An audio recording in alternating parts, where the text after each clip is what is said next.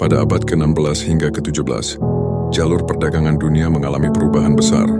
Bangsa-bangsa Eropa berlomba-lomba mencari jalur laut menuju Asia, terutama ke Nusantara, yang terkenal kaya akan rempah-rempah seperti lada, cengkih, pala, dan kayu manis.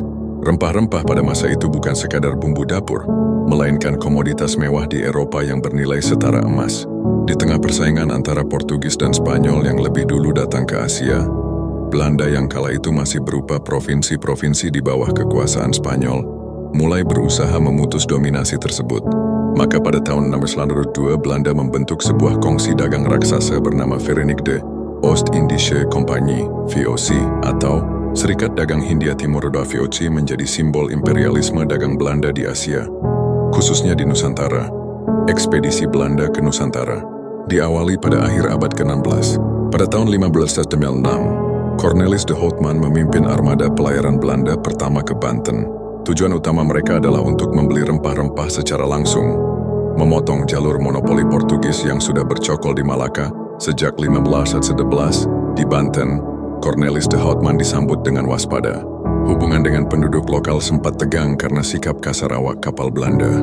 Namun perjalanan ini membuka pintu bagi ekspedisi-ekspedisi Belanda selanjutnya. Mereka belajar bahwa untuk menguasai perdagangan rempah-rempah, dibutuhkan lebih dari sekadar pelayaran. Diperlukan kekuatan militer dan pengaruh politik. Pada 20 Maret 1602, 7 perusahaan dagang Belanda bergabung menjadi satu di bawah nama VOC.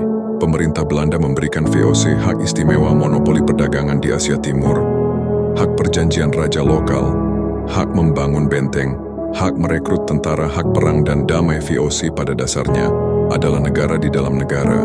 Dengan modal besar dan armada kapal yang kuat, VOC mulai membangun jaringan pos dagang, loji, di berbagai pelabuhan Nusantara. VOC pertama-tama berusaha menyaingi Portugis di Malaka. Setelah gagal merebut Malaka di awal abad ke-17, VOC mengalihkan fokus ke Maluku, pusat rempah-rempah dunia. Pada 1605, VOC berhasil merebut benteng Portugis di Ambon, menjadikan Ambon markas penting VOC di Maluku. VOC kemudian memaksakan monopoli rempah-rempah dengan berbagai cara, membuat perjanjian dengan penguasa lokal, memberikan perlindungan militer, menghancurkan kebun rempah milik rakyat yang tidak mau menjual ke VOC, mengadakan ekstirpatie, pemusnahan pohon rempah di luar wilayah yang dikuasai VOC agar harga tetap tinggi.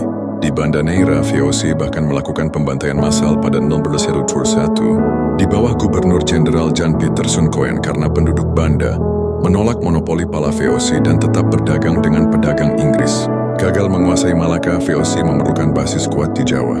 Pada 1611, Jan Pieterszoon Coen merebut pelabuhan Sunda Kelapa dari Kerajaan Banten dan mendirikannya sebagai Batavia, pusat pemerintahan VOC di Asia. Dari Batavia, VOC mengatur seluruh jaringan dagangnya, Maluku, Banten, Makassar, hingga Bali. Batavia menjadi kota benteng yang dijaga ketat. VOC membangun kanal, benteng, gudang, dan pemukiman Eropa di kota ini. Batavia juga menjadi pusat administrasi, markas armada laut, serta tempat transaksi dagang besar di Asia. Kehadiran VOC tidak diterima begitu saja. Rakyat Nusantara banyak yang memberontak. Sultan Agung dari Mataram mengepung Batavia pada 1628 dan 1629. Meski gagal, Perang Makassar 1606-1609 melawan Sultan Hasanuddin yang menentang monopoli VOC di Maluku. Perlawanan rakyat Maluku di bawah Patimura 1817, meskipun sudah di masa setelah VOC bubar, tetap berakar pada penindasan sistem monopoli VOC. VOC juga terlibat dalam intrik politik lokal. Mereka sering memecah belah kerajaan, mendukung satu pihak melawan pihak lain agar mudah menguasai wilayah. Hal ini terlihat pada konflik kerajaan Banten, Cirebon, hingga perang suksesi di Kesultanan Mataram. Pada abad ke-17, VOC menjadi perusahaan multinasional terbesar di dunia. Keuntungan rempah-rempah mengalir deras ke Belanda, membiayai pembangunan Amsterdam hingga menjadikan Belanda kekuatan maritim terkemuka. Namun di abad ke-18, korupsi, biaya perang yang membengkak, dan ketidakmampuan beradaptasi dengan pasar membuat VOC bangkrut. Pada 31 Desember 1909, VOC resmi dibubarkan. Semua asetnya diambil alih oleh pemerintah Belanda, menandai dimulainya penjajahan Hindia Belanda secara langsung oleh kerajaan Belanda. VOC meninggalkan warisan yang panjang di Nusantara. Sistem monopoli, jaringan benteng dan pelabuhan, serta cikal bakal kota-kota modern seperti Batavia, Jakarta, Ambon, dan Makassar. Sejarah VOC juga menjadi saksi awal mula kolonialisme modern yang kelak berkembang menjadi penjajahan ratusan tahun. Bagi rakyat Nusantara, VOC bukan sekadar kongsi dagang.